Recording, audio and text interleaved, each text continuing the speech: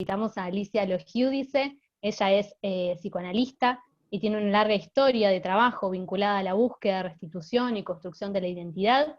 Además, es la directora del Centro de Atención por el Derecho a la Identidad, el Servicio de Salud Mental de Abuelas de Plaza de Mayo, que se inauguró en el año 2003 en la ciudad de Buenos Aires, en respuesta a la gran cantidad de jóvenes que se acercaban a abuelas en búsqueda de una respuesta sobre su identidad, esa que les robaron en las épocas más oscuras de nuestro país, durante la última dictadura cívico-militar. Este primer encuentro, que está llamado Apropiación, Restitución y Filiación, la construcción de la identidad, se encuentra enmarcado en la fecha que hoy nos convoca, que es una fecha importante para el movimiento estudiantil en su totalidad, en relación a los derechos humanos. Al no poder encontrarnos en las calles como lo haríamos en un contexto de normalidad o en la vieja normalidad, si se quiere, nos parece fundamental abogar por la construcción de la memoria colectiva desde otras maneras, desde otras estrategias, con el objetivo de visibilizar la lucha por los derechos humanos. Abordaremos junto con Alicia el concepto de identidad, entendida como un derecho, los conceptos de apropiación, restitución, filiación, para ir introduciéndonos de a poco en la temática y en la labor que realizan tanto en abuelas como específicamente en el Centro de Atención de Salud Mental. Como les mencionábamos anteriormente, hoy es una fecha importante para la construcción de la memoria colectiva. El 16 de septiembre en nuestro país es el Día de los Derechos de los Estudiantes Secundarios, es una fecha instituida por la Comisión Provincial por la Memoria, en conmemoración de la Noche de los Lápices, ocurrida en 1976. Un 16 de septiembre, pero ya hace 44 años, estudiantes secundarios platenses que luchaban por el boleto estudiantil fueron secuestrados y desaparecidos. De los 16 estudiantes que esa noche las Fuerzas Armadas secuestraron, al día de hoy hay 6 compañeros y compañeras que continúan desaparecidos y desaparecidas. Ellos son María Claudia Falcone, María Clara Ciocchini, Horacio Húngaro, Claudio de Hacha, Daniel Racero y Francisco Muntaner, compañeros y compañeras que continúan presentes ahora y siempre. Por eso el encuentro de hoy también es un espacio que está pensado para continuar reivindicando esta histórica lucha del movimiento estudiantil por construir una sociedad más justa e igualitaria para todos y para todas, y para continuar sosteniendo el legado de nuestros compañeros y nuestras compañeras, y de mantener vivos sus sueños de transformarlo todo. Por ahí, un poco para allá, dejarle el espacio a Alicia, un poco la dinámica del encuentro del día de hoy. Les pedimos por favor que tengan los micrófonos silenciados, como para no generar algún tipo de interferencia. Al final del encuentro vamos a abrir un espacio para rondas de preguntas, consultas o reflexiones, y lo que vaya surgiendo a raíz de este primer encuentro. Y también en el chat les vamos a dejar el link para completar un formulario. Para quienes quieran, estaremos entregando certificados de asistencia desde el Centro de Estudiantes. Y no más que eso, los dejamos con Alicia.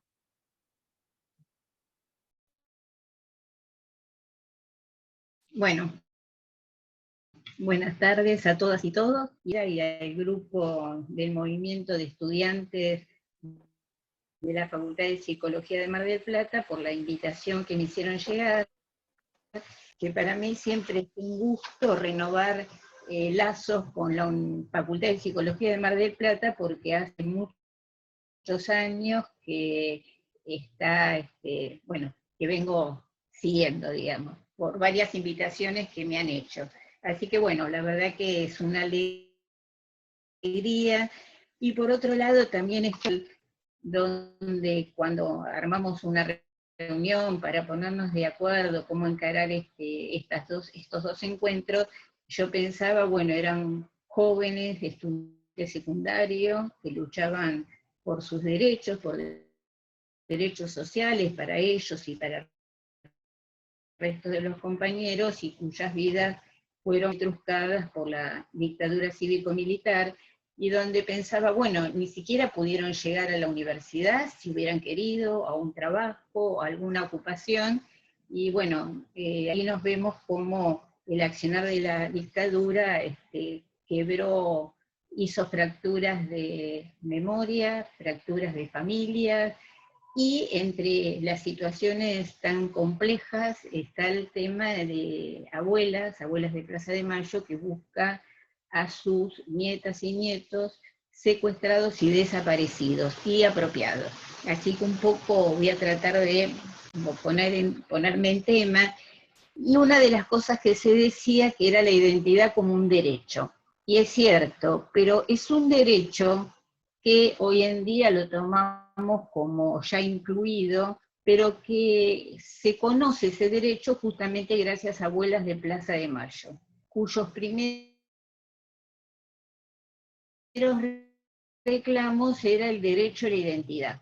Después nos vamos a detener un poco cómo pensar este derecho. El derecho a la identidad, los significantes restitución, apropiación y filiación. Es decir, que era lo que las abuelas podían nombrar respecto a la búsqueda y localización de sus nietas y nietos. Ustedes saben que, supongo que ya es de público conocimiento, que Abuelas buscó siempre alrededor de 500 de estos nietas y nietos desaparecidos,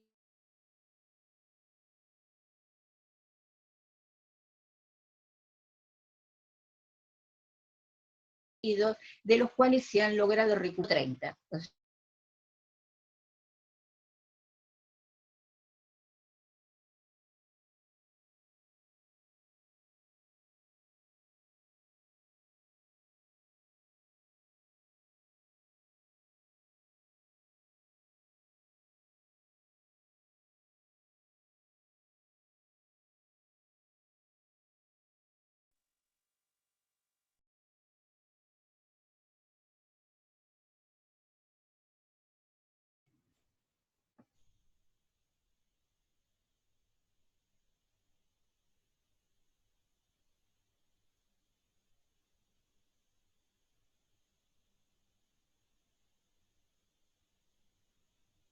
Bueno,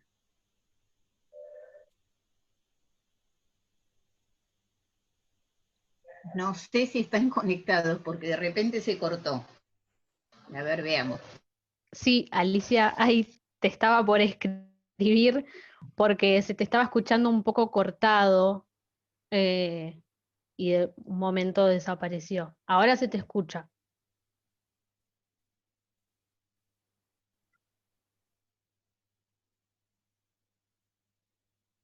Ajá, a ver. ¿Ahora? Ahora se escucha. A ver,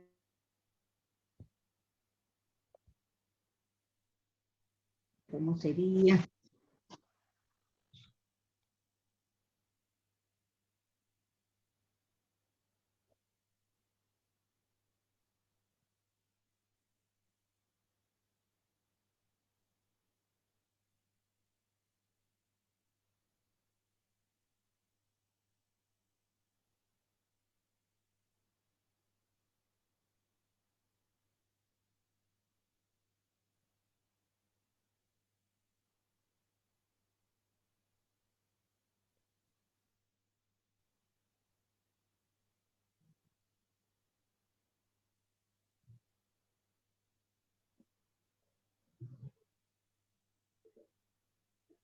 Ahí estamos tratando de subsanar estas cuestiones que pueden pasar en la virtualidad con los problemas de conexión. Ya estamos.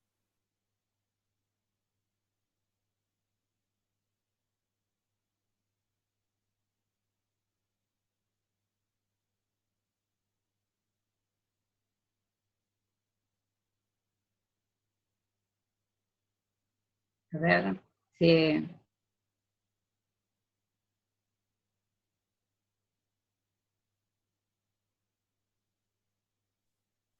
Si no, probar, Alicia, si me escuchás, si no, ahí te estaba escribiendo un mensaje, con salir y volver a entrar a la reunión.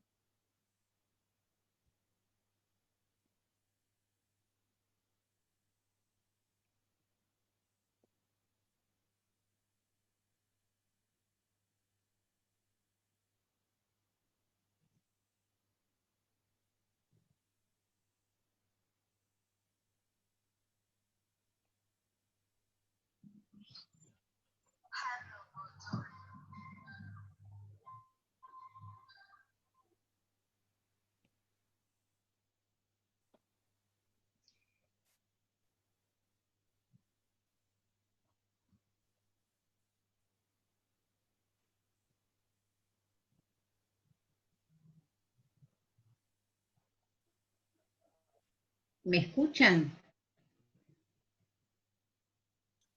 Te escuchamos. Sí, Ahora sí. ahí se escucha. Ujú. Te escuchamos. Tenemos los dedos porque no tengo en el celular, lo uso en la computadora, pero bueno, no tuve problemas hasta ahora. Bueno, un poco retomo el hilo de lo que venía diciendo.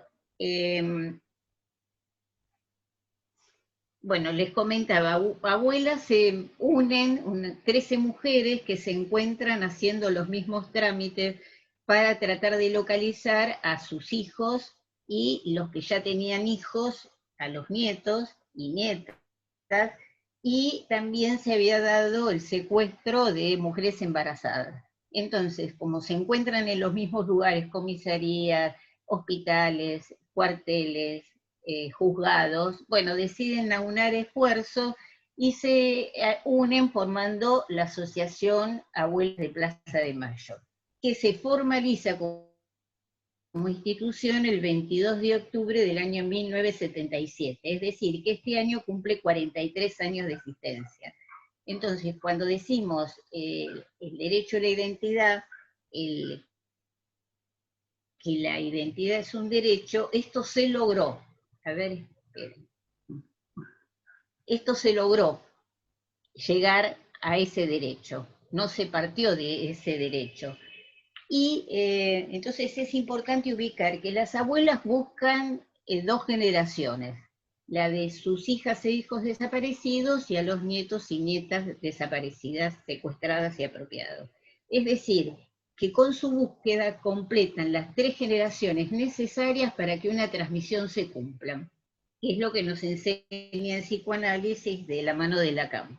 Entonces, en este recorrido me parece que fue interesante ubicar cómo fueron sustraídas estas 2 generaciones y también podemos tomar del psicoanálisis que propone que la familia tiene como función la constitución de una subjetividad en relación a un deseo que no sea anónimo. Entonces, esto está en las abuelas porque con una posición decidida van logrando sustraerlos del anonimato de la apropiación a sus nietos y nietas desaparecidas, anudándolos a lo deseante familiar. El terror no las paralizó y en su accionar inventaron una forma de instituir lo vivo, está ubicar y restituir a estos nietos. A pesar de que las personas que los apropiaron se habían empeñado en borrar sus huellas y lograron justamente restitución de identidad a partir de la democracia, haciendo uso de las leyes a través de las instituciones del Estado. Nuestra experiencia institucional nos enseña que en cada acto de restitución, el asombro que produce a cada uno de los nietos y nietas que las abuelas y la familia hayan persistido en su búsqueda, aún en condiciones sumamente adversas, enterándose que no fueron abandonados, sino que fueron desaparecidos junto a sus padres. Recuerden que me parece que hablamos de un derecho que en el inicio de la democracia, obviamente en dictadura menos, pero en el inicio de la democracia no había figura legal para los padres desaparecidos y mucho menos una figura legal para la situación de los chicos.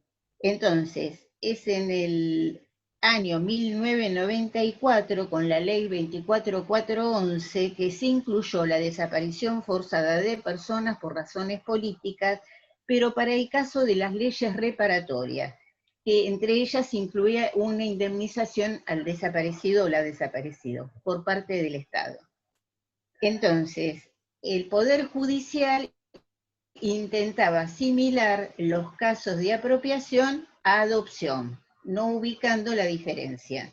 Y el equipo jurídico tomó algunos delitos contemplados en el derecho penal para poder aplicarlos en los reclamos judiciales, que era el delito de sustracción de menor, el delito de supresión y suposición de estado civil, el delito de falsificación ideológica de documento público, el delito de retención y ocultamiento de un menor de 10 años y, cuando ya eran mayores de edad, el delito de privación ilegal de la libertad. Recordemos que el delito de ocultamiento, todos estos delitos son permanentes y forman parte del derecho penal. Yo lo aclaro porque muchas veces hay apropiaciones de niños que no son de la dictadura.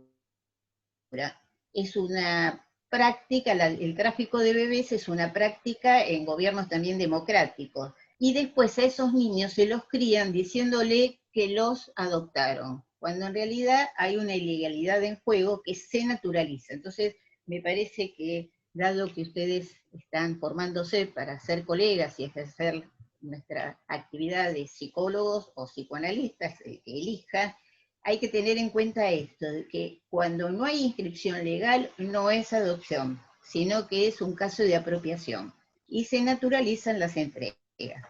Bueno, entonces Abuelas logra, haciendo uso de estos artículos, lograr empezar a ubicar nietos y lograr lo que sería lo que llaman ellos restitución de identidad.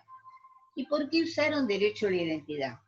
Lo usaron, es un primer término, lo da el equipo jurídico con las abuelas, para pensar que todo niño tiene derecho a convivir con su familia, y de su familia va a recibir la historia, su lugar en el sistema de parentesco, lo que sería el mito familiar, y también qué lugar ocupa en la descendencia.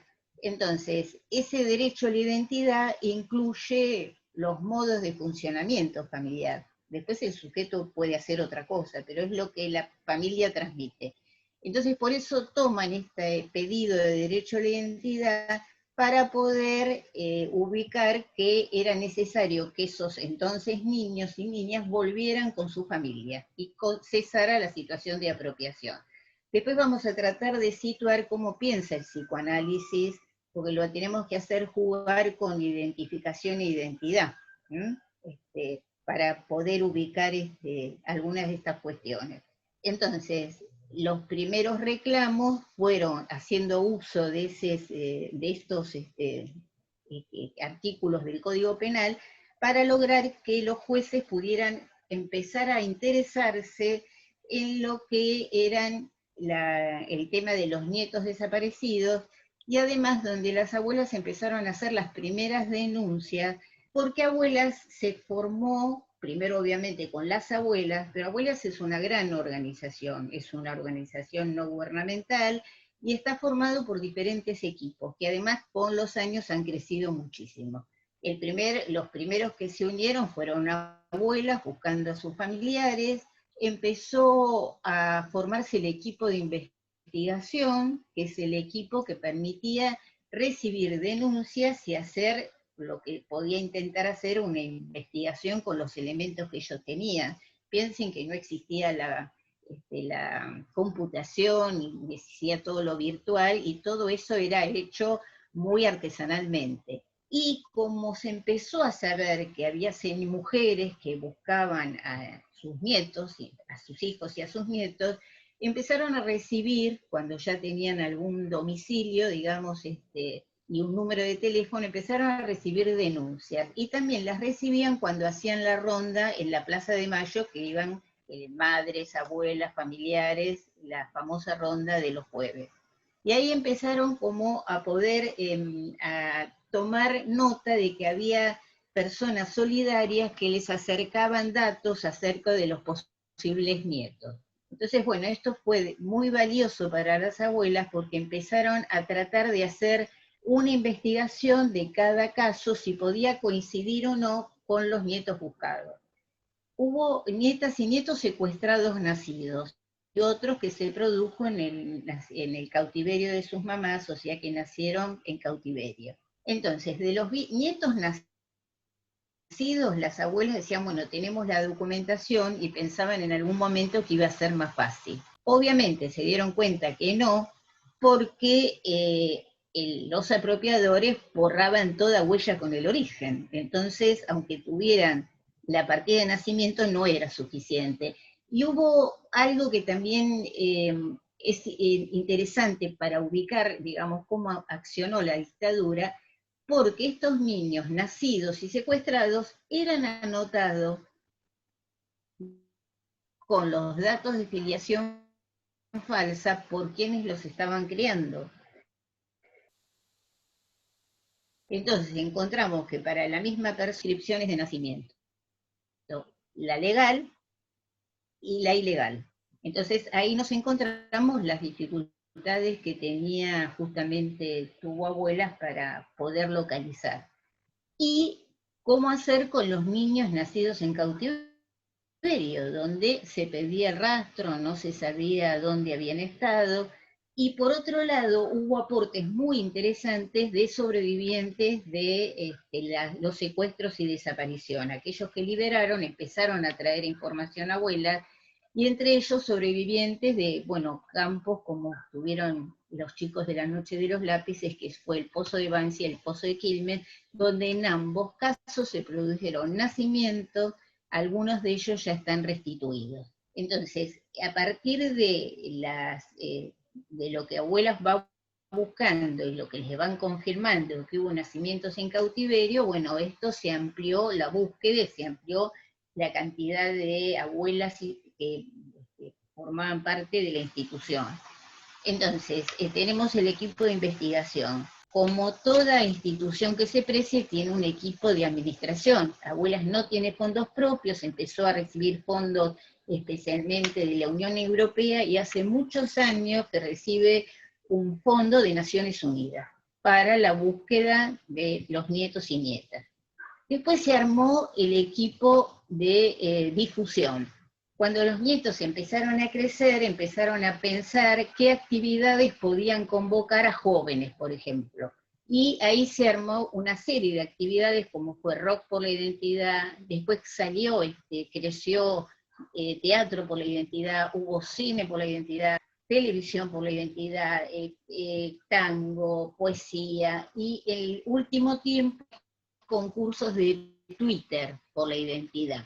O sea, para que ustedes vean cómo este maniobrar de abuelas intenta llegar a la mayor población posible, no solamente a nivel nacional, sino a nivel internacional. Porque se arma una red por la identidad que abarca toda la República y que también tiene algunos contactos en diferentes países, porque se sabe que no todos los nietos y nietas pueden estar en Argentina, sino pueden estar en otros países, como fue el encuentro con algunos. Entonces, difusión se agrega también la parte de educación, donde se arman proyectos y programas para difundir el tema a nivel primario, secundario, universitario, para formación. Después estaba el equipo jurídico, obviamente lo nombré, que fue el que le dio herramientas para que abuelas pudiera reclamar durante el Estado de Derecho la localización y restitución de sus nietos. Estaba el equipo se armó un equipo que llamó de presentación espontánea, porque empezaron a llegar jóvenes en ese momento que dudaban acerca de sus orígenes y querían preguntar si era un nieto o nieta buscada. Entonces, bueno, esto creció mucho, hay muchísimas denuncias que lamentablemente no coinciden con los nietos buscados, si no estarían todos encontrados. Para que se den una idea, Abuelas ha recibido aproximadamente 20.000 denuncias, y esas 20.000 denuncias hay que organizarlas para saber a quiénes corresponden, porque alguien puede tener una denuncia y otro puede tener 5 denuncias. Bueno, esa fue toda una tarea que en realidad se pudo maniobrar mejor a partir de la década del 2000, porque la Unión Europea dio un fondo importante para poder informatizar toda la tarea de abuelas. Y para otras áreas, pero eso fue importante porque se pudo pasar a sistemas modernos de informatización para poder comparar datos. Y el equipo del Archivo Biográfico Familiar, que hace un trabajo extraordinario en donde toma entrevistas a todos los familiares para, en todo caso, armar un archivo para cuando el nieto esté restituido pueden encontrarse con las historias que esos familiares le transmiten acerca de sus padres desaparecidos. El trabajo es fantástico y bueno, ya lo hemos presentado en varios lugares, yo siempre los invito a la Facultad de Psicología, donde soy profesora, y el archivo gráfico familiar, y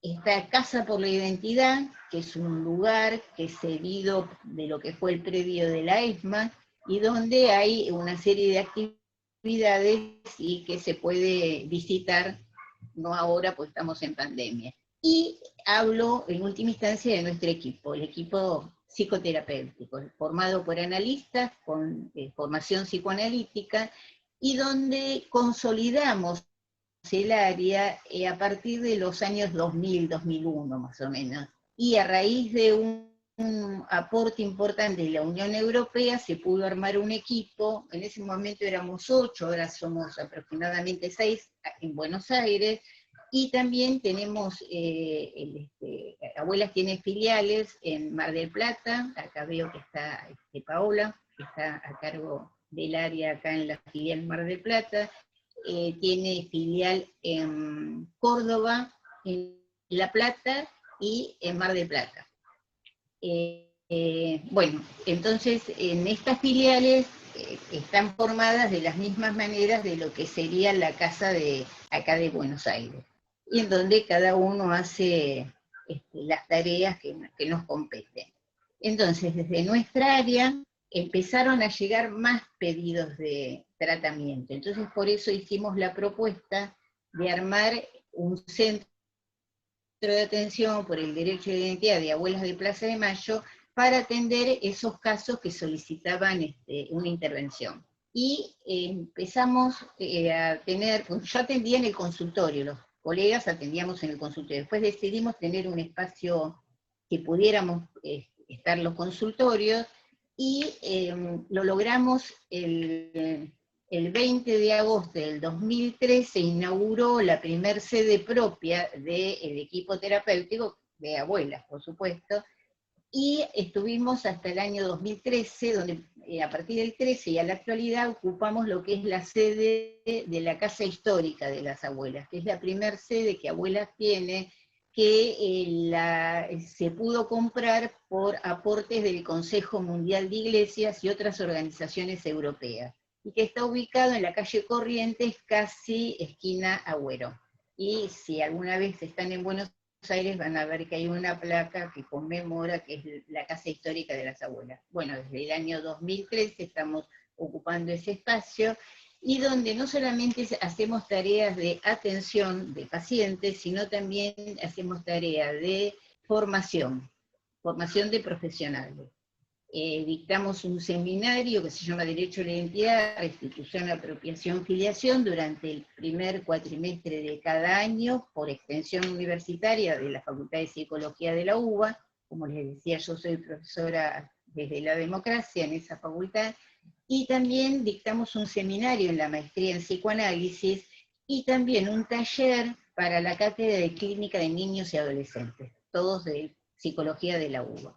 Entonces también hacemos un trabajo de investigación, entonces cubrimos como varias áreas, porque consideramos que también es importante poder ayudar a formar profesionales para que puedan atender, ojalá no ya situaciones de dictadura o de consecuencias de la dictadura, sino para atender otras generaciones cuyo derecho a la identidad ha sido vulnerado.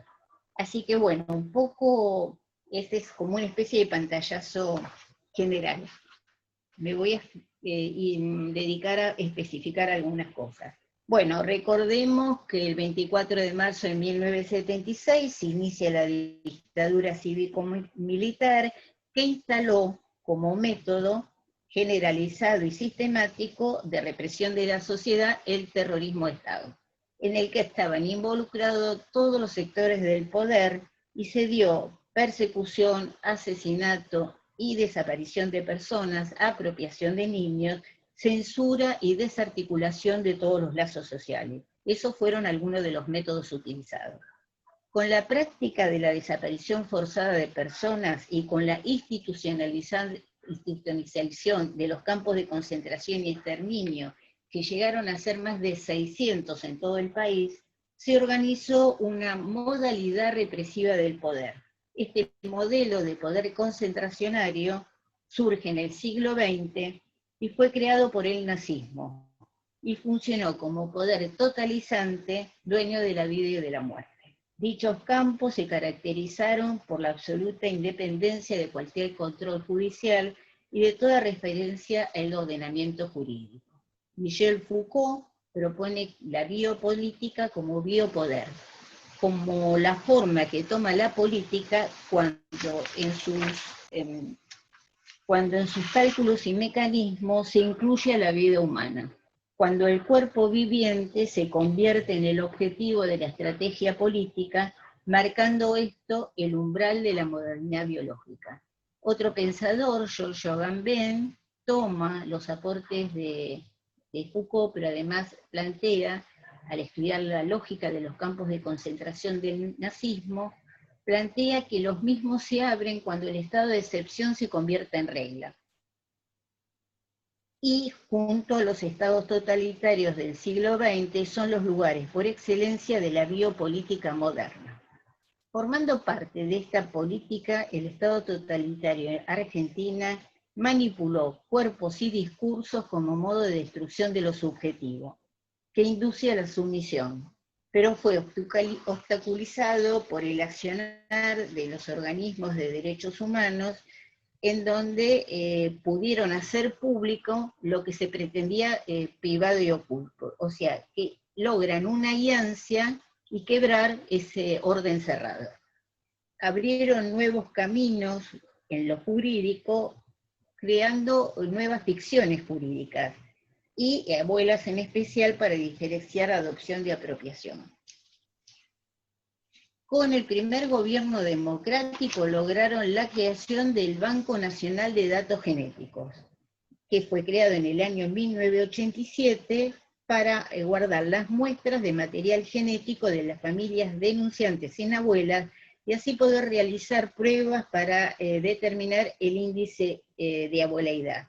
Descubrimiento científico que promovieron y que permite ubicar parentesco aún con ausencia de una generación. Yo no sé si ustedes saben en qué consiste el índice de abueladad. Abuelas, en un momento, buscaba, cómo lograr identificar a nietos nacidos en cautiverio y del que se perdía el rastro. Y una de las abuelas, la abuela Raquel, leía los diarios y recortaba todo lo que podía interesar a la búsqueda y para tener información acerca del accionar de la dictadura. Y encuentra en un momento que por la sangre se podía determinar paternidad.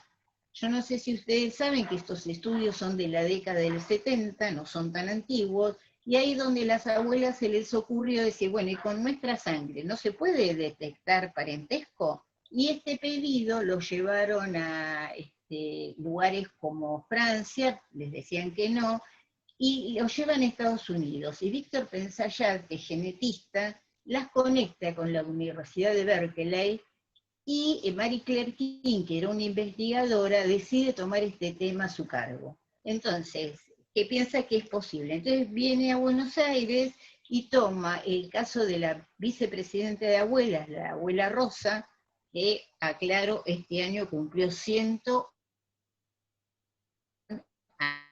años, y está ahí siempre empujando para el encuentro de nuevos nietos. Bueno, toma el caso de Rosa, que tenía su hija desaparecida, embarazada, y una nieta que la habían secuestrado con los padres, pero la devuelven y queda criándose con la familia. Entonces, toman a la abuela y a la nieta, hacen el análisis de sangre y por la investigación se descubre que se hereda el mapa genético. Entonces, este índice de abueleidad conecta a las 3 generaciones. Eso que yo le decía, como dice el psicoanálisis, que se necesitan 3 para que una transmisión se cumpla.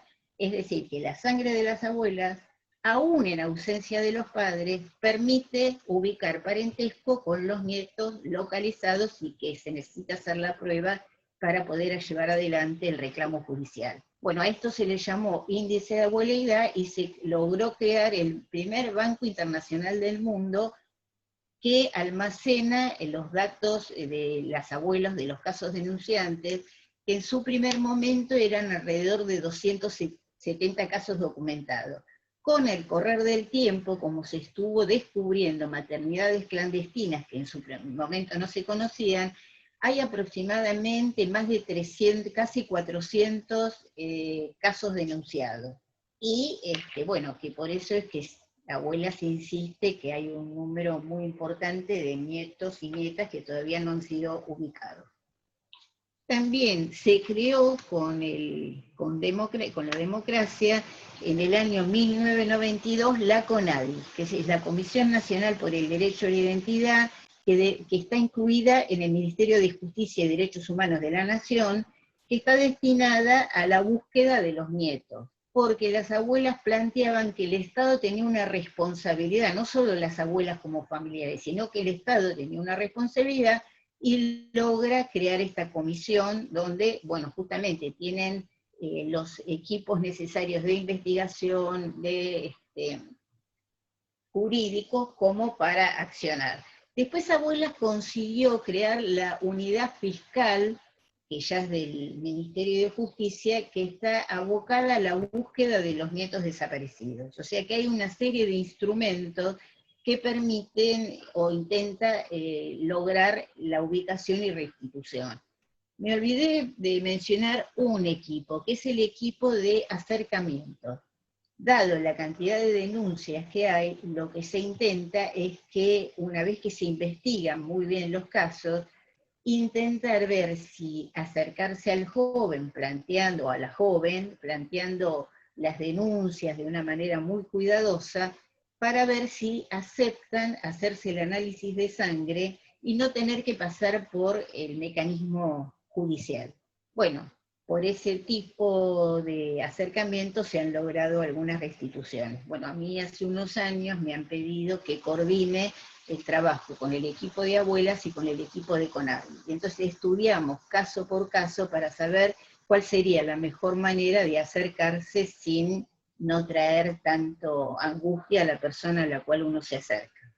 Bueno, la otra cuestión que logró Abuelas fue que se reconozca el derecho a la identidad en la Convención Internacional de los Derechos del Niño, sancionada en Naciones Unidas en el año 1989, en donde en los artículos 7, 8 y 11, los menciona como derecho a la identidad, y que son conocidos en el mundo como los artículos argentinos. Y que incluyó la convención en la reforma de la Constitución del año 1994.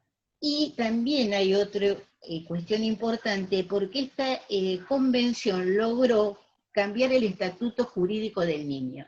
El niño era considerado objeto para el derecho, objeto positivo de tutela, donde había una serie de maniobras que el juez podía decidir, como sacarle la patria potestad a los padres, y pasar a ser sujetos para el derecho. Esto implica que en un acto que compete a un niño, el niño tiene que ser escuchado. No puede, después el juez tiene que tomar una decisión, pero lo que es importante es que se le da la palabra a los niños y a las niñas. En un primer momento era muy complicado porque estaba la ley Agote del año 19, donde el chico era objeto para el derecho, y estaba la convención. Entonces algunas veces los jueces decían que actuaban por la convención y terminaban actuando por la ley Agote. Por suerte ya hace unos años la ley Agote cayó y se supone que deben obrar por la Constitución Nacional, que se respeta el derecho a la identidad. Sitúo algunas cuestiones. Lo acontecido en nuestro país produjo una catástrofe social que, como genocidio, afectó a toda la comunidad, convirtiéndose en trauma histórico. El término genocidio fue acuñado por Rafael Lemkin en el año 1944 para nombrar el aniquilamiento de los pueblos. Cidios es aniquilamiento y genos son grupos o clases. Y en el año 1948 el término pasó a tener un estatuto legal con la aprobación en la Asamblea General de las Naciones Unidas de la Convención para la Prevención y Sanción del Delito de Genocidio, que lo definió como un crimen contra el derecho de gente, sea cometido en tiempos de paz o de guerra. Es el ejercicio criminal de la soberanía estatal. Dicha convención incluye el traslado por la fuerza de niños de un grupo a otro como genocidio, como pasó con los chicos desaparecidos. Y es recientemente que esta situación es reconocida en juicios por crímenes de lesa humanidad, porque antes decían que era un derecho internacional y no los incluían en las sentencias cuando había un juicio por apropiación. En los últimos años se ha logrado, justamente en el juez Rosansky, el que entonces fue Rosansky, en donde trata el caso de la apropiación de una joven y donde él ubica que la desaparición forzada de personas, en este caso de esta niña, que eran delitos, deben calificarse como crímenes de lesa humanidad cometidos como parte de un plan sistemático de apropiación de niñas y niños nacidos en el marco de un genocidio que tuvo lugar en Argentina durante la última dictadura cívico-militar. Yo señalo esta sentencia porque en Argentina no se usaba el término genocidio para ubicar los crímenes cometidos durante la dictadura. Y ahí hubo toda una discusión si incluía como genocidio o no se incluía como genocidio. Pero bueno, se empezaron por suerte a incluir. Y también les comento, antes de pasar a algo más específico nuestro, Cabriolas había iniciado en el año 1996 un juicio para probar que hubo un plan sistemático de apropiación de niños y niñas y que después de muchas postergaciones se comenzó a celebrar en el año 2011. En el mismo fueron testigos por la querella no solo las abuelas y otros familiares, sino también los nietos y nietas que habían recuperado su identidad. El 5 de julio de 2012 concluyó y el Tribunal Oral Federal número 6, presidido por la jueza María del Carmen Roqueta, se expidió en los siguientes términos. Yo tomo una parte. Por tratarse los hechos juzgados de delito de lesa humanidad, implementado mediante una práctica sistemática y generalizada de sustracción, retención y ocultamiento de menores de edad, haciendo incierta, alterando o suprimiendo su identidad en ocasión del secuestro, cautiverio, desaparición o muertes de sus madres en el marco de un plan general de aniquilación que se desplegó sobre parte de la población civil con el argumento de combatir la subversión, implementando métodos de terrorismo de Estado entre los años 1976 a 1983 de la última dictadura militar. En ese momento se lo condena a Videla en una pena histórica de 50 años por haber organizado esa práctica. Bueno, él fallece en prisión al año siguiente mientras cumplía la condena. Vamos a ir ubicando algunas cuestiones. Yo planteo, que propongo, que la apropiación de niños obedece a una lógica concentracionaria. Entonces, el Estado terrorista en Argentina, la desaparición forzada de personas, su principal recurso de ingestión, e incluyó niños quienes fueron secuestrados y apropiados, en la mayoría de los casos, por personas pertenecientes al poder militar o allegados. Los nietos y nietas buscados crecieron en la ignorancia que el vínculo con quienes lo criaban, como si nada hubiera sucedido, se armaba de esa manera. Iniciaron sus vidas en una situación de desamparo radical, ya que se los despojó de su familia, de su historia, de su cuerpo y de su nombre, dado que su situación está falsificada, así como su documentación, filiación e identidad. Su estatuto de ciudadano es paradójico, viviendo en estado de excepción que lo sitúa dentro y fuera del orden jurídico. Así, la convivencia con quienes los apropiaron se ordena en una lógica concentracionaria, pues su estado de excepción se constituye como norma de vida.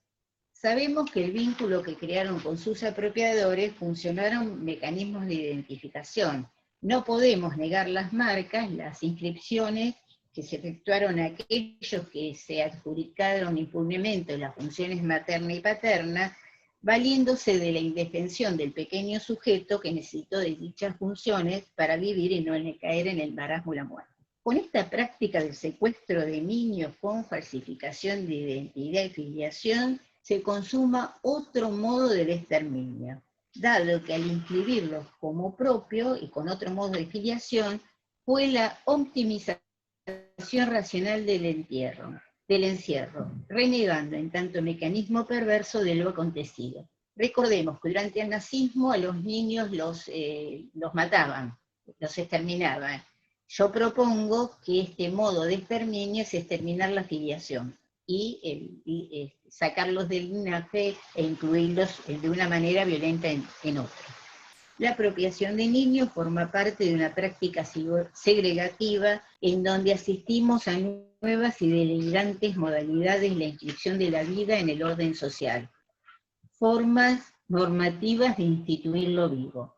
En este camino de la segregación hay una pérdida del estatuto del ser hablante para caer en el estatuto de objeto de manipulación por parte del mercado, vulnerando la subjetividad privada y el orden público. El niño se convierte en objeto a consumir, pura mercancía, como cualquier objeto producido por la tecnología, expuesto a la vida desnuda, ya que aquel que reduce a nada a su adversario es llevado a través del robo y la apropiación del niño a querer ocupar su lugar, golpeando a su enemigo en lo más íntimo, su hijo, e inscribiendo en la subjetividad esta modalidad de inclusión-exclusión.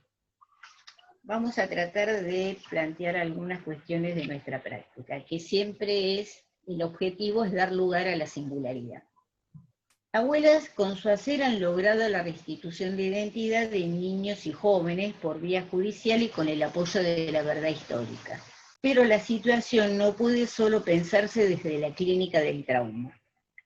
Con su pedido de restitución de identidad, abren las vías para que cada uno de sus nietos, uno por uno, puedan interrogar las marcas subjetivas de lo vivido, poniendo en cuestión el supuesto amor recibido durante los años del secuestro. Con decisión han luchado contra el silencio sobre el asesinato y el robo, y al restablecer la verdad han logrado anularla al deseo, generando un movimiento cultural, social y jurídico que trasciende lo nacional. Como practicantes del psicoanálisis nos interrogamos por la época que nos toca vivir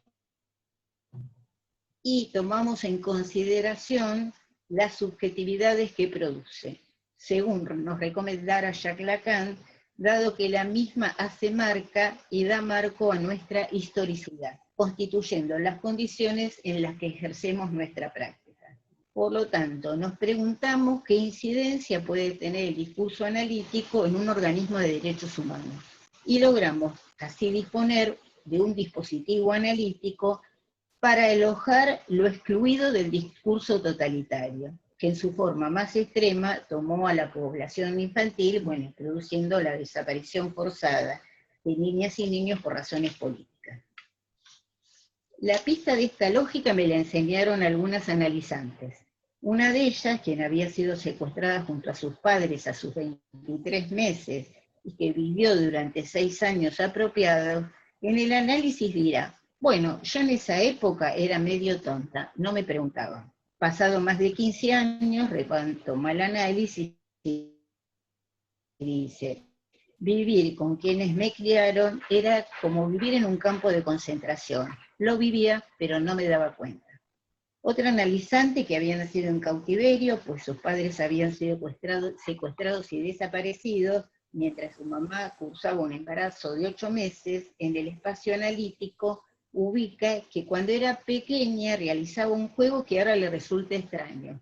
Se ataba las manos y se vendaba los ojos, y trataba de recorrer la casa para ver si ubicaba lugares. También tenía por costumbre leer la guía de teléfono. Había aprendido a leer, siendo muy chica, leía la guía de teléfono. Entonces, en el análisis se pregunta, ¿qué buscaba? ¿Nombres? ¿Direcciones? Bueno, yo comencé mi práctica psicoanalítica con abuelas a partir de atender a la primer nieta restituida por orden judicial y con las pruebas genéticas. Esta niña había sido restituida en diciembre del 84 y yo empiezo a atenderla en el año siguiente, en el año 1985. Calculo que en la próxima reunión voy a traer algo del trabajo clínico con esta nieta, porque me parece interesante de cómo se fueron dando su recorrido de análisis. Y en el año 1990 yo atendía en mi consultorio y conocía abuelas, conocía el equipo terapéutico, bueno, conocía jueces, bueno, todo lo que hacía el tema. Pero en el año 1990, cuando el primer equipo de psicólogos se va, Estela Carlotto y la comisión directiva me piden que me haga cargo del área, y bueno, empiezo a tener un trabajo más organizado y más sostenido con las abuelas, y siempre, desde el año 85 en adelante a la fecha, siempre me han derivado diferentes situaciones.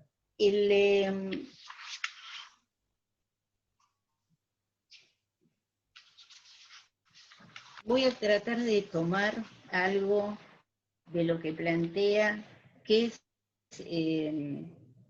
la filiación falsificada, tomando en cuenta lo que plantea Lacan.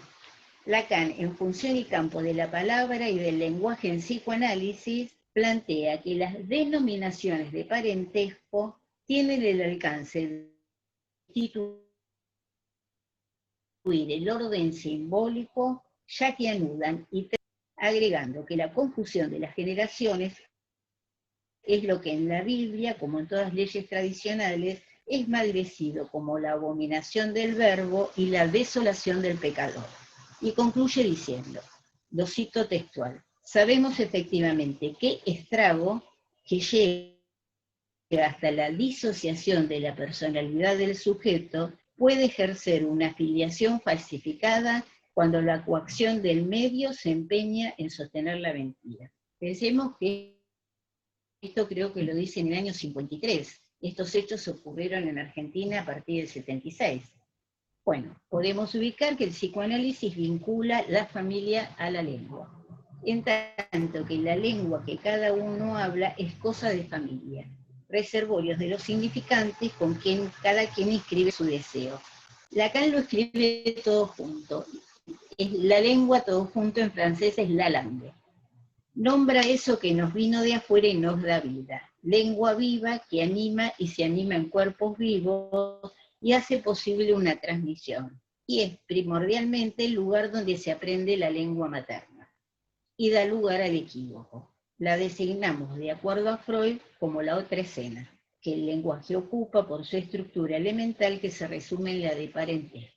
Entonces propongo que si la langue crea el parentesco, al ser secuestrado y apropiado, al niña se lo despoja del contexto familiar donde el pequeño sujeto se prende a sus marcas singulares.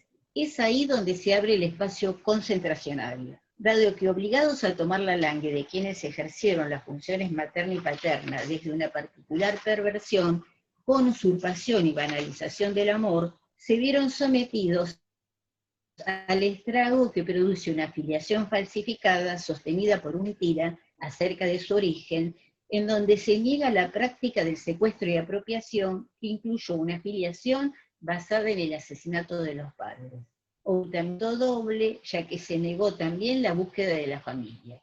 La palabra filiación deriva del vocablo latino filiatones.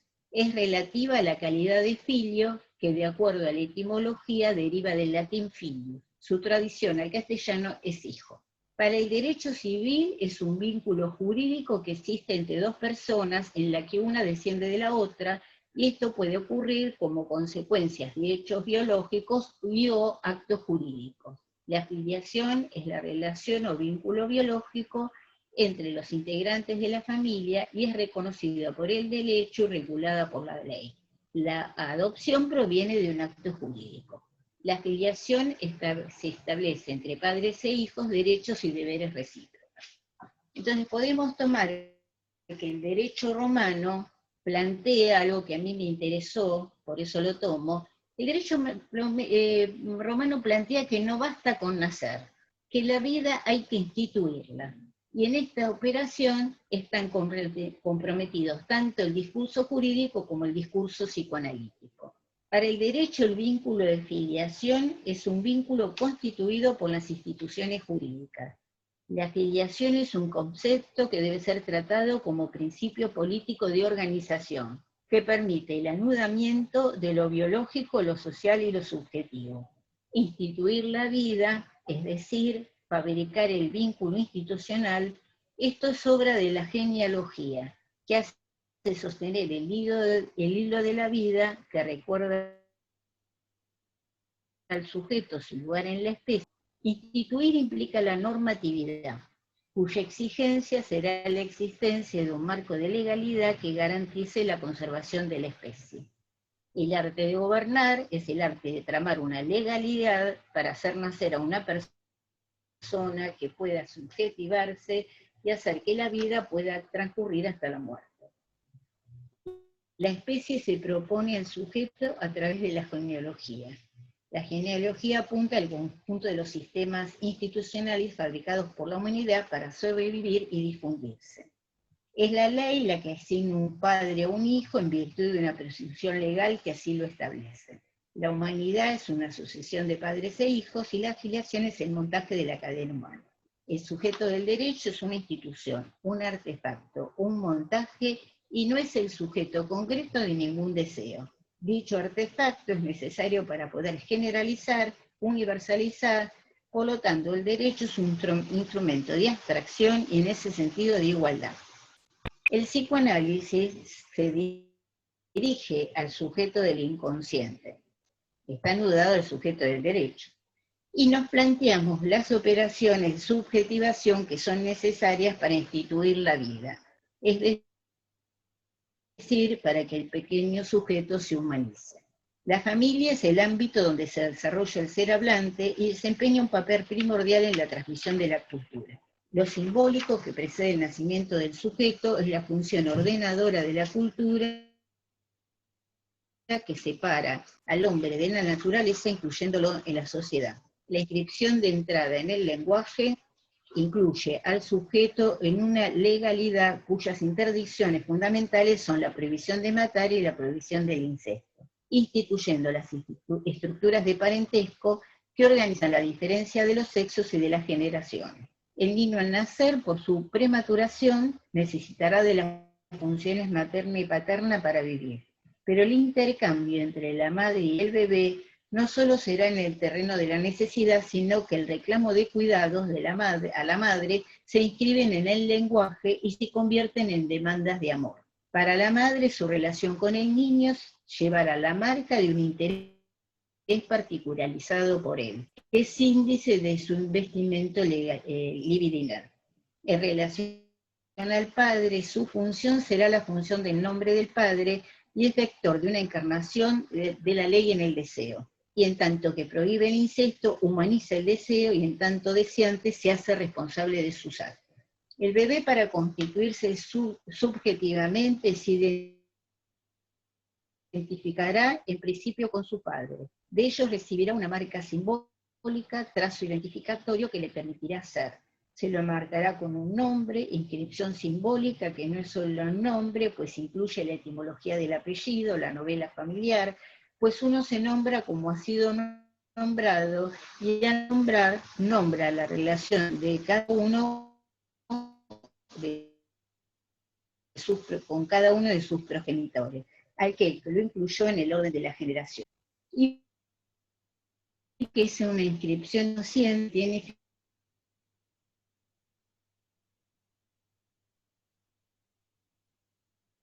eficacia simbólica, que particulariza e impide la repetición, sentido que desde el psicoanálisis podemos pensar la identidad.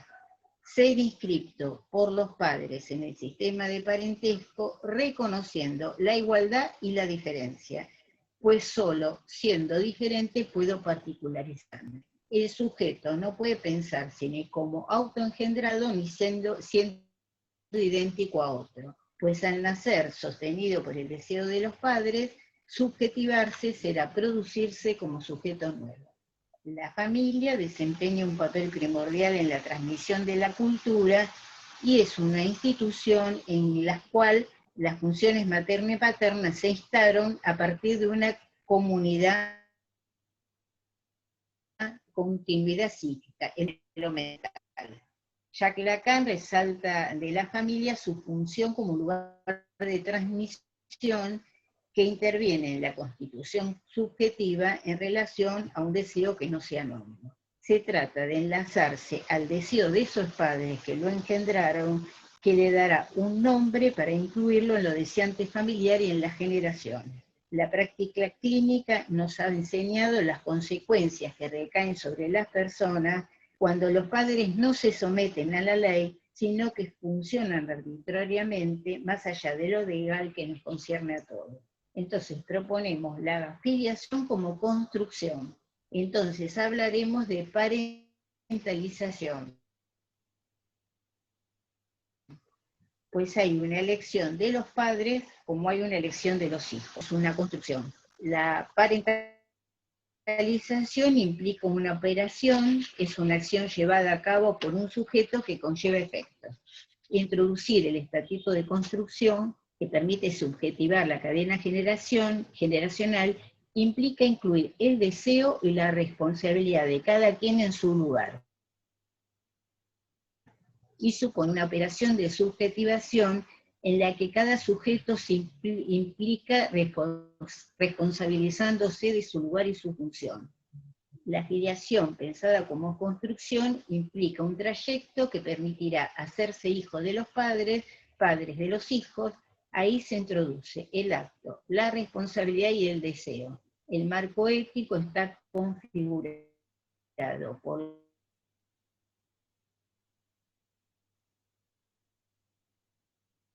el deseo, la responsabilidad y el registro del amor.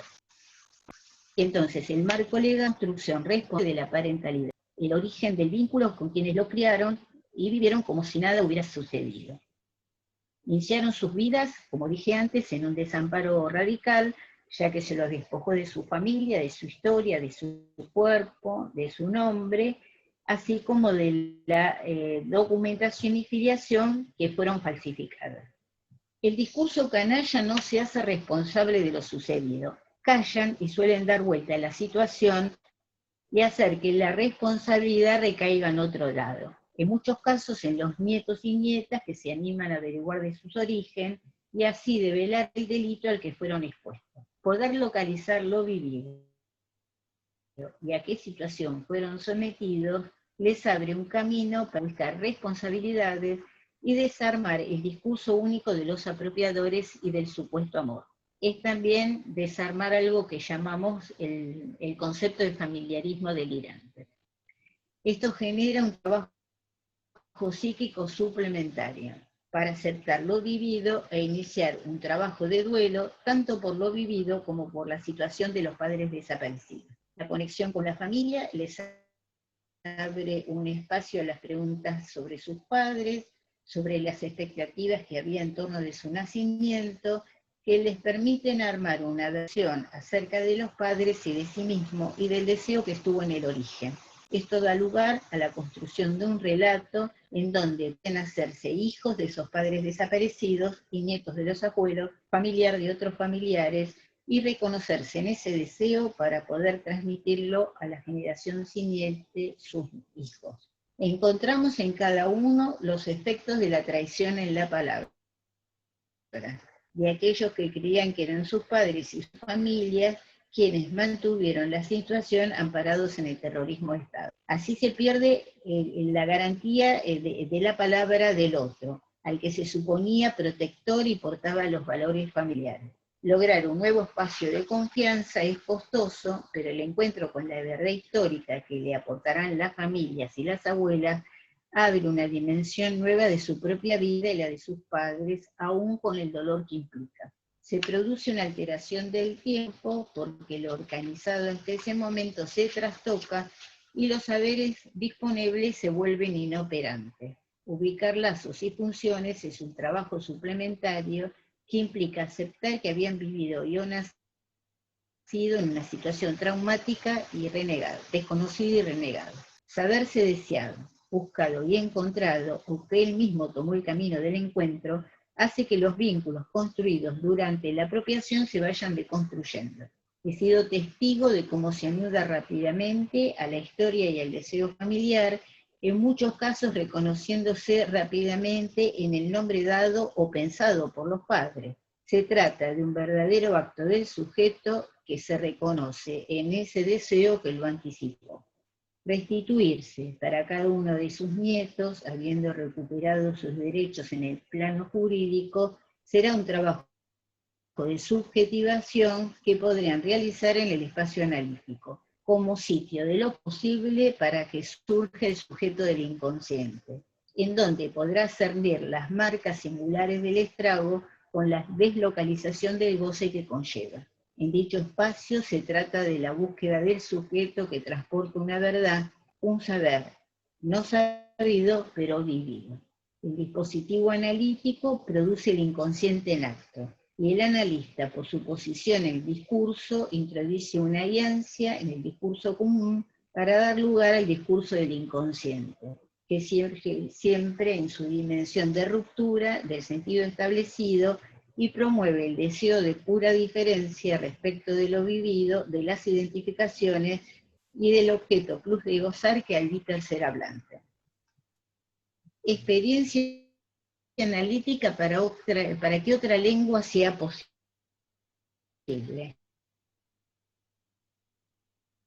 Como nos recuerda Jacques Lacan en la clase 10 del seminario El Sintón, pero no hace más que imaginarse elegirla. Y lo que resuelve la cosa que esta lengua, al fin de cuentas, uno la crea. Uno crea una lengua en tanto que en todo momento le da sentido. En todo momento uno da un pequeño, la está viva, en tanto que en todo momento uno la crea. Y es en eso que no hay inconscientes colectivos, solo hay inconscientes particulares, en tanto que cada uno, a cada instancia, da un pequeño retoque a la lengua que habla. Entonces podemos ubicar que se tratará de recuperar lo más vivo de sí, como modo de salida del discurso del otro, y que dé paso un decir singular. Para llevar un entre a término se necesita tiempo, un tiempo para dar lugar a la decisión, que abre un camino nuevo que permite tomar la distancia necesaria de lo siniestro silenciado. Si apostamos a la memoria del inconsciente, el sujeto tendrá la oportunidad de hacer el saber de su experiencia y acercarse a lo que para él fue inasimilable, fractura de discurso y de sentido. El deseo del analista promueve el trabajo psicoanalítico y orientándose hasta la construcción del síntoma en tanto creación, ya que porta memoria pulsional de lo vivido que resiste al discurso. Así el sujeto podrá ser síntoma en la historia, encarnarla, ya que a la historia se la crea con el síntoma. Entonces, para concluir y dar lugar a que puedan participar, voy a tomar un pequeño fragmento de un escrito de María por el accionar de abuelas, y que fue la primera nieta que se incluyó como querellante en el juicio a sus apropiadores y al militar que la entregó. Ella había nacido en cautiverio, esto es más largo. Ella en un momento en el escrito que arma la argumentación para iniciar el juicio, plantea: la única huella que conservamos de aquella herencia, de aquella historia, fue nuestro cuerpo y nuestra sangre que señaló, acusó en cada momento de nuestras vidas la fisura que existía en el discurso de los apropiadores. Después, cuando están por dictar la sentencia del juicio, da una conferencia de prensa de lo que yo traigo un pequeño fragmento, pero que me parece interesante compartir. Ella dice: en cuanto a términos padres del corazón, imagino que se hace referencia, pero entonces podemos preguntarnos, si una persona que robó un recién nacido, que lo ocultó que fue robado, que tal vez secuestró o torturó a su padre, que lo separó de ellos y de su familia, que le mintió siempre respecto de sus orígenes, que más frecuentemente de lo que uno quiere pensar, lo maltrató, humilló, engañó en forma cotidiana, que lo separó de su familia a conciencia. Si una persona que hizo todo esto o algo de todo esto puede saber y sentir que es el amor filial. Yo respondo por la crueldad y la perversión. Creo que de ninguna forma de ninguna manera es correcto que se lo llame padre, puesto que padres fueron aquellos de los que nos separaron a la fuerza cuando nacimos o al ser muy pequeños. Nuestras madres y nuestros padres no nos abandonaron. Vivimos gracias a que soportaron las más terribles condiciones durante su cautiverio ilegal. Solamente a la fuerza pudieron separarnos de ellos. Ahí termino la cita y yo concluyo con algo para abrir a la participación de ustedes. Hay historias que necesariamente tienen el único mensaje que el fin puede producir. El comienzo es una posibilidad y una decisión del hombre, y políticamente equivale a la libertad humana. Este comienzo está garantizado por cada nuevo alumbramiento. Sí, la verdad alumbra lo que perdura, como dice una de las nietas restituidas a recuperar los restos de su padre secuestrado y desaparecido, también posibilita un espacio otro para la vida. Entonces nos proponemos dejarnos enseñar por nuestra experiencia y ubicar no solo lo que el psicoanálisis aporta a dicha experiencia, sino lo que esta experiencia abre a la interrelación psicoanalítica. Bueno, les agradezco la escucha, la paciencia y la presencia de todos ustedes, y me parece que, bueno, podemos dar lugar a preguntas, comentarios, aportes, que siempre son bienvenidos. Muchas gracias, Alicia. Espero que se me esté escuchando bien, porque tengo muy mala conexión. Abrimos el espacio para preguntas, reflexiones, lo que quieran aportar. Y les dejamos en el chat el formulario para que puedan completar para quienes quieran el certificado de asistencia por parte del Centro de Estudiantes.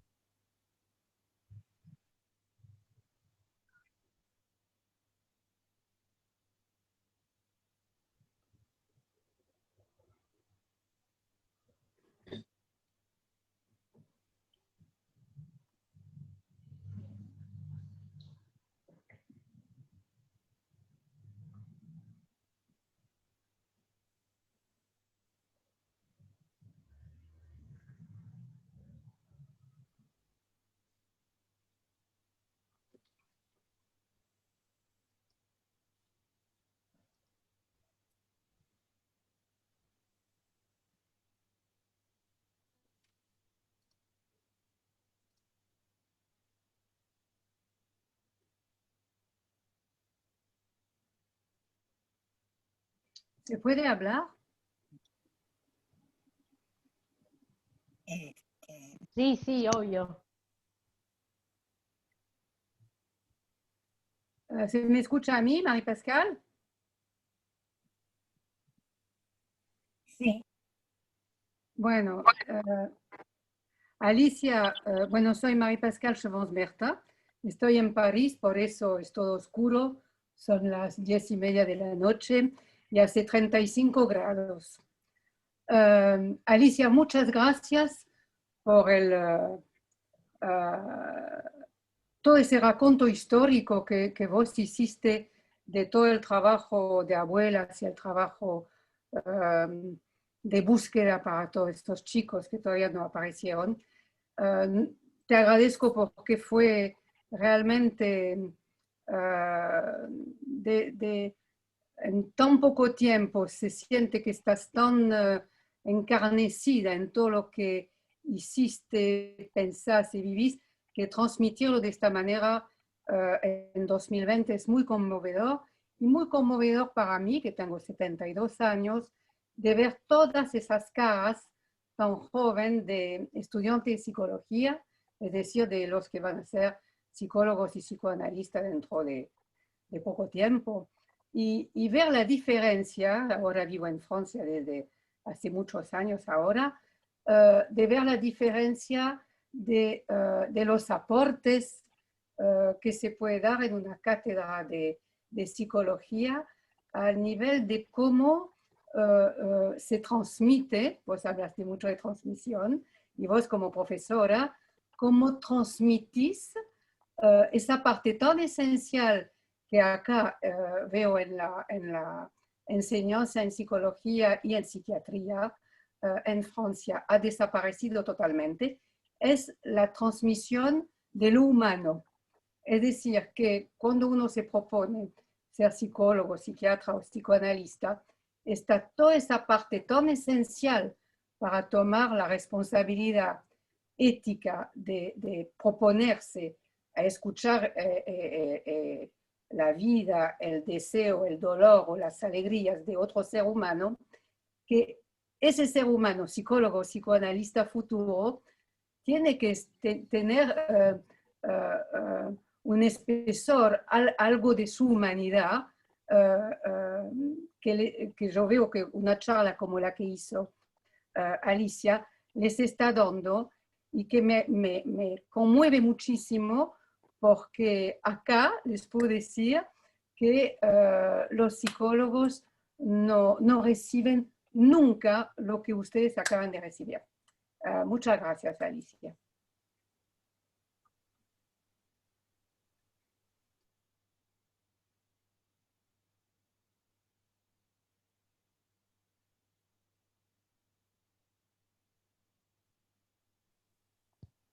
Muchísimas gracias. Alicia está con unos problemas de conexión, estaba intentando volver a entrar, así que vamos a guardar unos minutitos y si no ya le damos el cierre a este encuentro.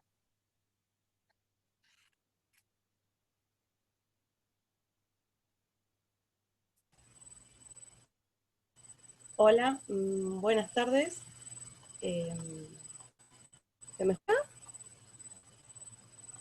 Bueno, gracias por haber organizado esta charla. Entré un poquito más tarde en una reunión por trabajo en Abuelas de Plaza de Mayo, filial Mar del Plata, y antes decía que era objeto de investigación, ahora entiendo que soy sujeto de investigación. Gracias por estar tan atentos a esta cuestión de la identidad y de cómo la vamos encarando desde, no en mi caso porque me crié con mi familia, pero sí en esto de buscar, tratar de entender el tema de la identidad desde la búsqueda de las abuelas y en mi caso desde una hermana. Gracias a todos por estar y bueno, no sé si Alicia me va a escuchar, si se pudo conectar de vuelta, pero gracias a todos.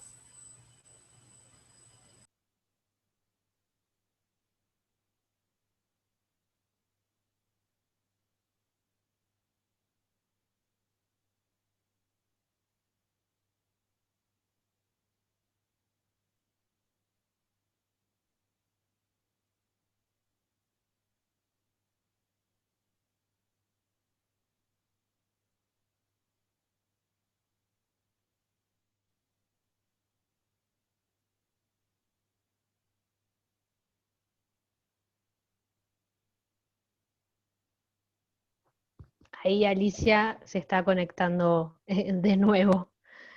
Estos problemas de conexión de la virtualidad suceden.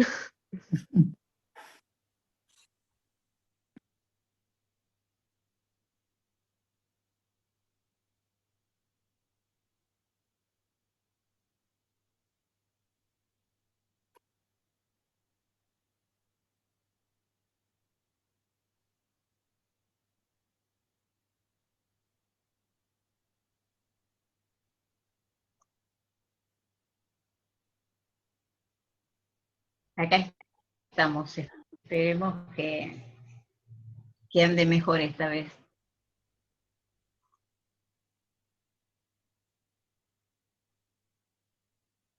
Volvió.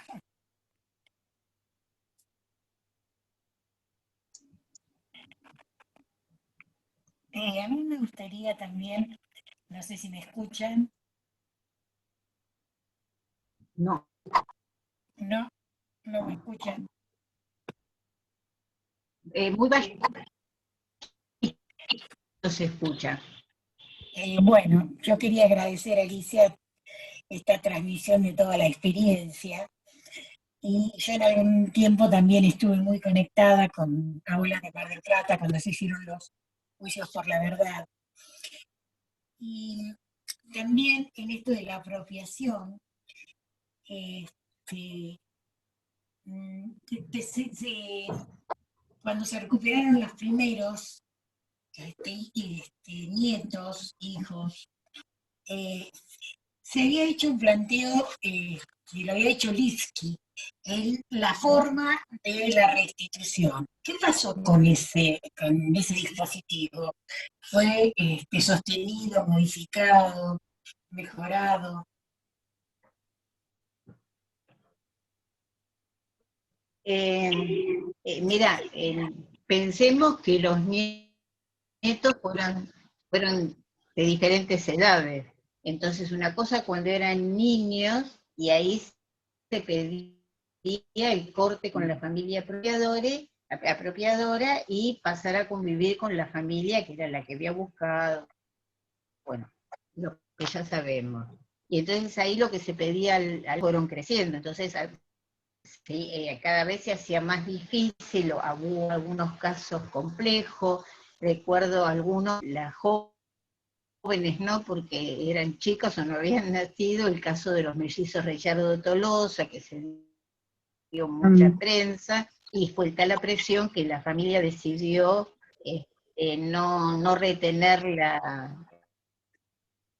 la convivencia, y que apostara que en todo caso ver qué vínculo se armaba. Después de muchos años nos encontramos que los mellizos están conectados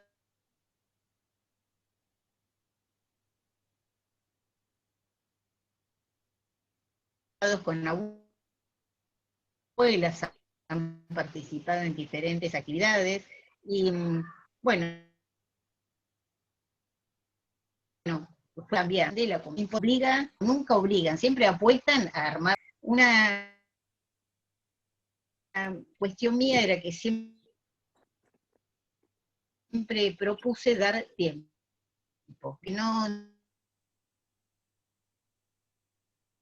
de repente pretender que de determinada manera la familia que los estuvo buscando otro corrido. Tiene que dar un encuentro, cada uno tiene que aportar algo.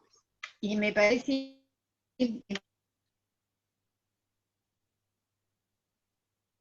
importante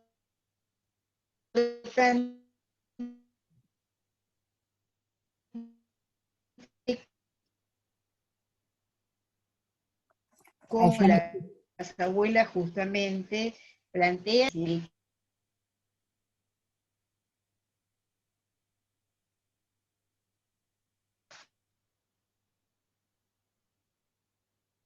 Ahora yo les comento una situación. Una de las nietas, después de 15 años de destituidas, me pide.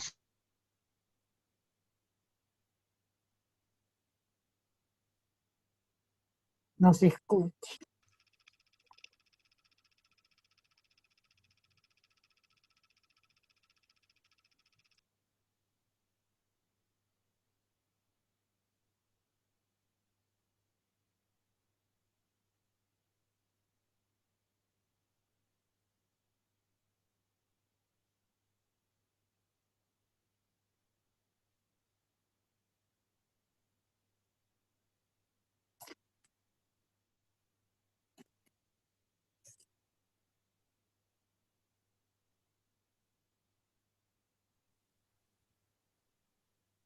Bueno, creo que seguimos con algunos problemas de Vuelvo conexión. atrás. No, sino lo que podemos hacer, si tienen algunas preguntas más, podemos dejarlas anotadas acá y las dejamos para el próximo encuentro, que ojalá podamos solucionar estos problemas de conectividad. Yo de hecho también los tengo. Más que agradecidos y agradecidas a todas y todos los presentes, a Alicia, la verdad que un enorme agradecimiento por la predisposición Bueno, y les la comento voluntad. Uy.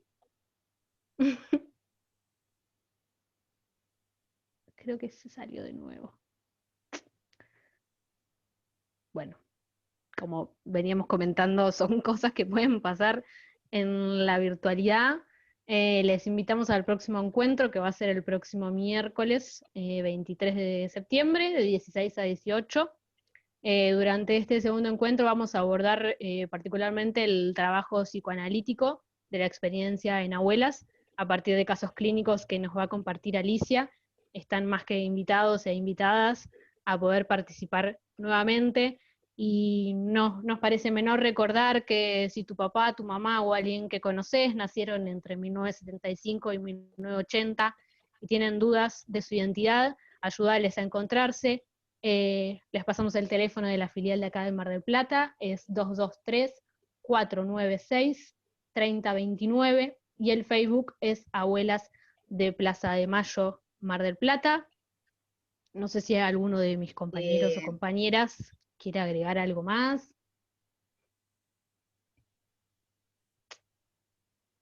Si no, están más que invitados al próximo encuentro para poder seguir compartiendo, informándonos, entendiendo la importancia que tenemos como futuros y futuras agentes de la salud mental y la importancia que tiene nuestra profesión en la restitución de la identidad. Gracias. No sé Muchísimas gracias.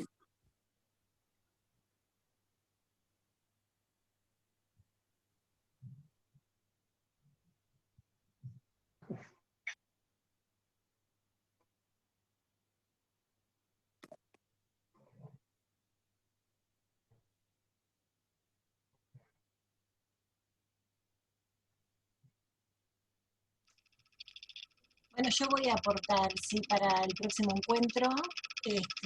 Alicia nombró en relación a la transmisión lo de las 3 generaciones, ¿verdad?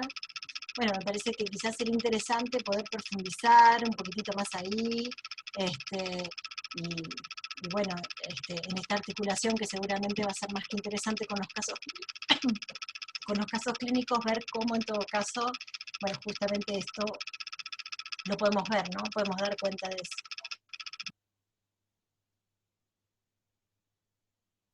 Perfecto. Ahí justo preguntaban en el chat si va a ser el mismo link.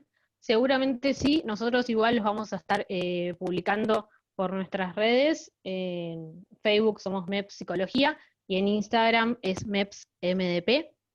Así que muchísimas gracias y los esperamos y las esperamos el próximo miércoles.